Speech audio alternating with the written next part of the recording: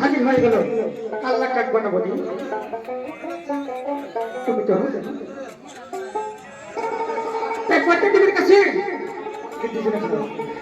দেবীর কাছে এসে বলছি দেখো মা তুমি আমাকে কি জন্য ডেকেছো তাকে বলছি দেখো মা দেখো বাবা আমি তোমাকে ডেকেছি এই জন্যে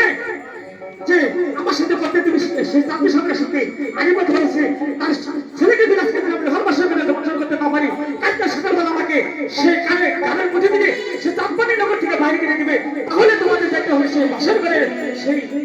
লক্ষ্মীদারকে দর্শন করতে তাহলে কথা বলে এখন কাল লাগে বলতে দেখো বাবু আমি পাবো না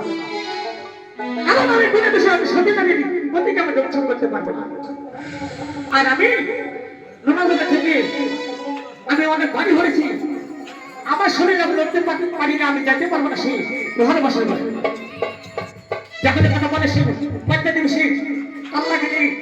বা মাতার লেজ দিলে তিনটা পেটের পড়া লগে লগে সে সুপার মতো চেকন হয়ে যায়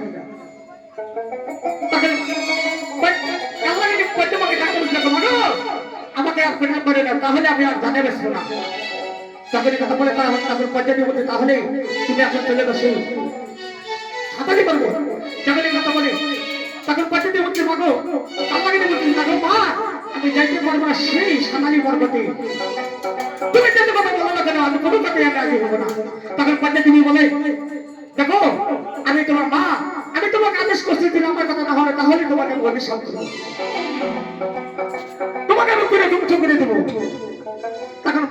কাল্লা করে সে বাচ্চা দেবীর কাছে পুরনো সুরে কান্না আরম্ভ করে হাইরে